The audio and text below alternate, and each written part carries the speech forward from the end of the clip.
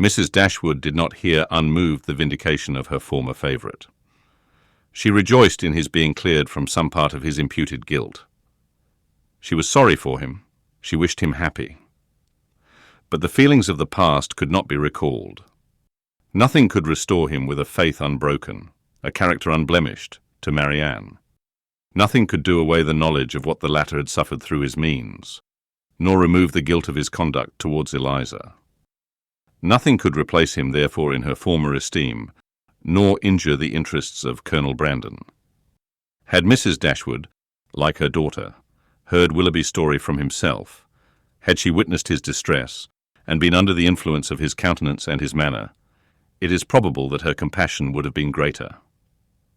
But it was neither in Elinor's power, nor in her wish, to rouse such feelings in another by her retailed explanation, as had at first been called forth in herself.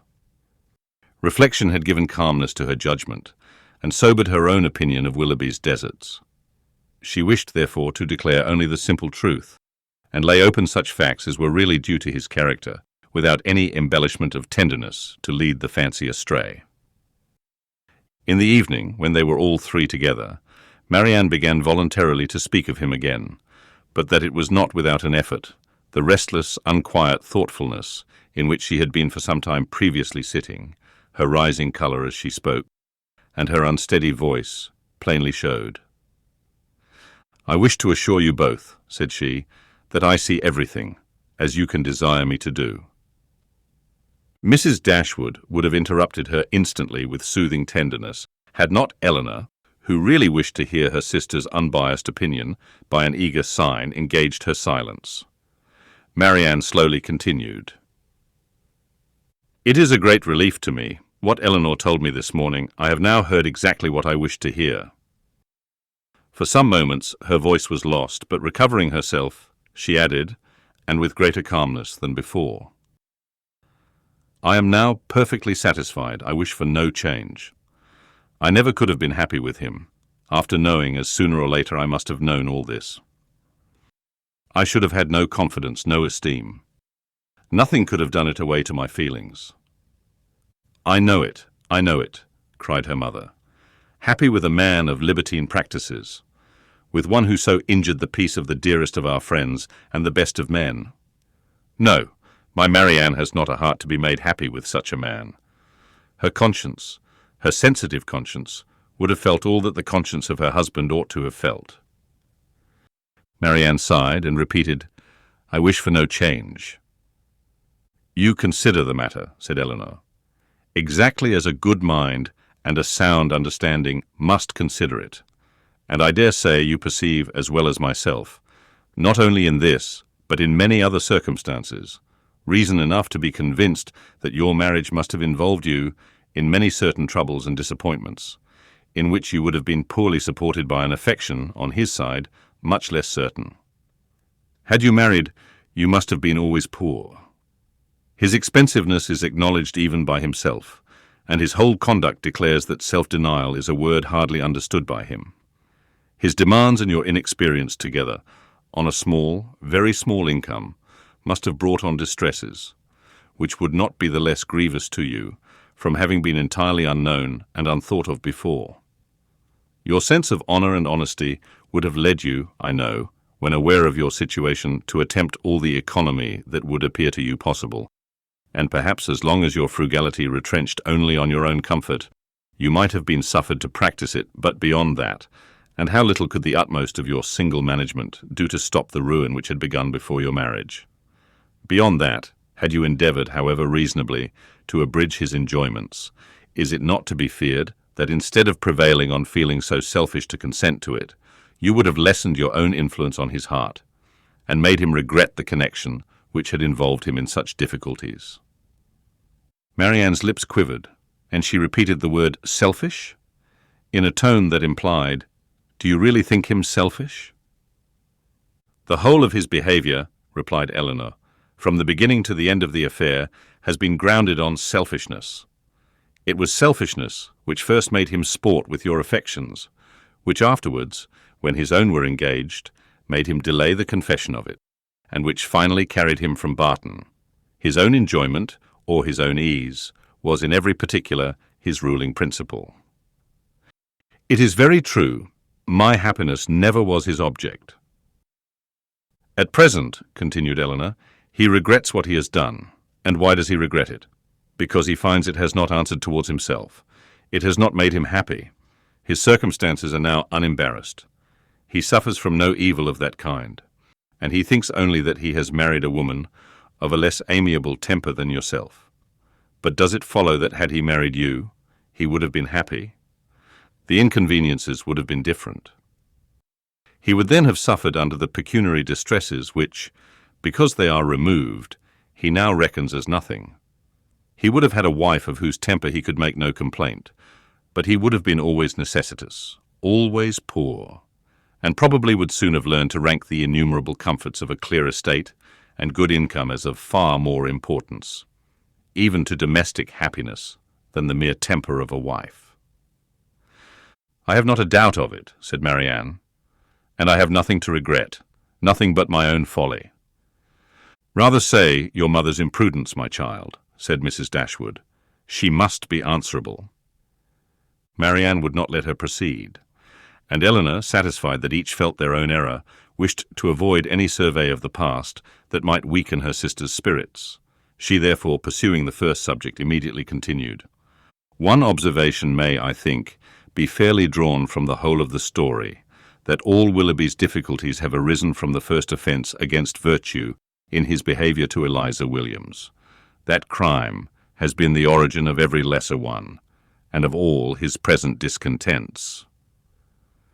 Marianne assented most feelingly to the remark, and her mother was led by it to an enumeration of Colonel Brandon's injuries and merits, warm as friendship and design could unitedly dictate. Her daughter did not look, however, as if much of it were heard by her. Elinor, according to her expectation, saw on the 2 or 3 following days that Marianne did not continue to gain strength as she had done, but while her resolution was unsubdued, and she still tried to appear cheerful and easy, her sister could safely trust to the effect of time upon her health. Margaret returned, and the family were again all restored to each other, again quietly settled at the cottage, and if not pursuing their usual studies with quite so much vigour as when they first came to Barton, at least planning a vigorous prosecution of them in future. Elinor grew impatient for some tidings of Edward. She had heard nothing of him since her leaving London, nothing new of his plans, nothing certain even of his present abode. Some letters had passed between her and her brother, in consequence of Marianne's illness, and in the first of John's there had been this sentence: "We know nothing of our unfortunate Edward, and can make no inquiries on so prohibited a subject, but conclude him to be still at Oxford," which was all the intelligence of Edward afforded her by the correspondence, for his name was not even mentioned in any of the succeeding letters. She was not doomed, however, to be long in ignorance of his measures. Their manservant had been sent one morning to Exeter on business, and when, as he waited at table, he had satisfied the inquiries of his mistress as to the event of his errand, this was his voluntary communication: "I suppose you know, ma'am, that Mr. Ferrars is married." Marianne gave a violent start, fixed her eyes upon Elinor, saw her turning pale, and fell back in her chair in hysterics. Mrs. Dashwood, whose eyes, as she answered the servant's inquiry, had intuitively taken the same direction, was shocked to perceive by Elinor's countenance how much she really suffered, and a moment afterwards, alike distressed by Marianne's situation, knew not on which child to bestow her principal attention. The servant, who saw only that Miss Marianne was taken ill, had sense enough to call one of the maids, who, with Mrs. Dashwood's assistance, supported her into the other room. By that time, Marianne was rather better, and her mother, leaving her to the care of Margaret and the maid, returned to Elinor, who, though still much disordered, had so far recovered the use of her reason and voice as to be just beginning an inquiry of Thomas as to the source of his intelligence. Mrs. Dashwood immediately took all that trouble on herself, and Elinor had the benefit of the information without the exertion of seeking it. "Who told you that Mr. Ferrars was married, Thomas?" "I see Mr. Ferrars myself, ma'am, this morning in Exeter, and his lady too, Miss Steele as was." They was stopping in a chaise at the door of the New London Inn, as I went there with a message from Sally at the park to her brother, who is one of the post boys. I happened to look up as I went by the chaise, and so I see directly it was the youngest Miss Steele.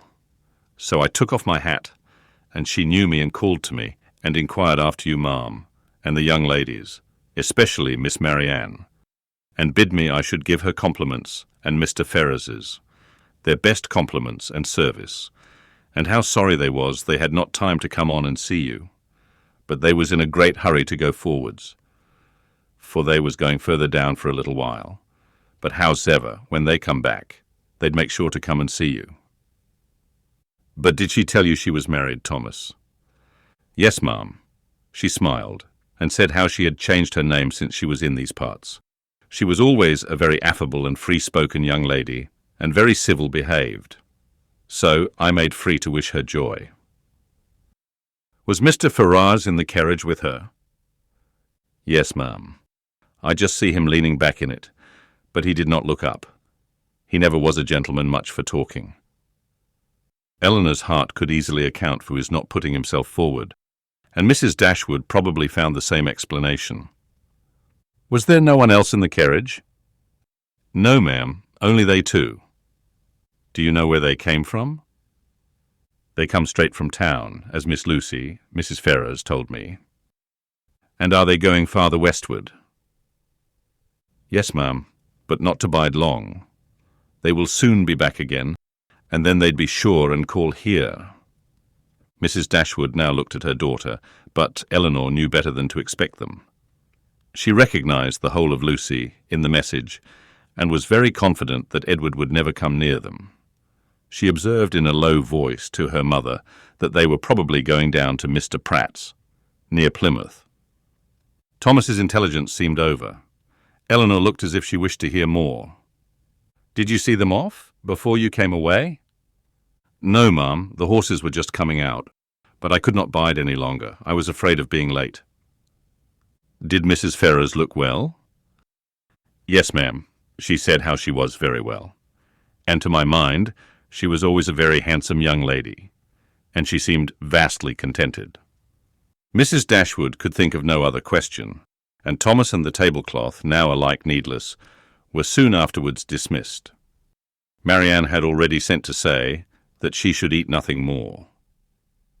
Mrs. Dashwood's and Elinor's appetites were equally lost, and Margaret might think herself very well off, that with so much uneasiness as both her sisters had lately experienced, so much reason as they had often had to be careless of their meals, she had never been obliged to go without her dinner before. When the dessert and the wine were arranged, and Mrs. Dashwood and Elinor were left by themselves, they remained long together in a similarity of thoughtfulness and silence. Mrs. Dashwood feared to hazard any remark, and ventured not to offer consolation. She now found that she had erred in relying on Elinor's representation of herself, and justly concluded that everything had been expressly softened at the time, to spare her from an increase of unhappiness, suffering as she then had suffered for Marianne. She found that she had been misled by the careful, the considerate attention of her daughter, to think the attachment, which once she had so well understood, much slighter in reality than she had been wont to believe, or than it was now proved to be. She feared that under this persuasion she had been unjust, inattentive, nay, almost unkind, to her Elinor. That Marianne's affliction, because more acknowledged, more immediately before her, had too much engrossed her tenderness, and led her away to forget that in Elinor she might have a daughter suffering almost as much, certainly with less self-provocation and greater fortitude.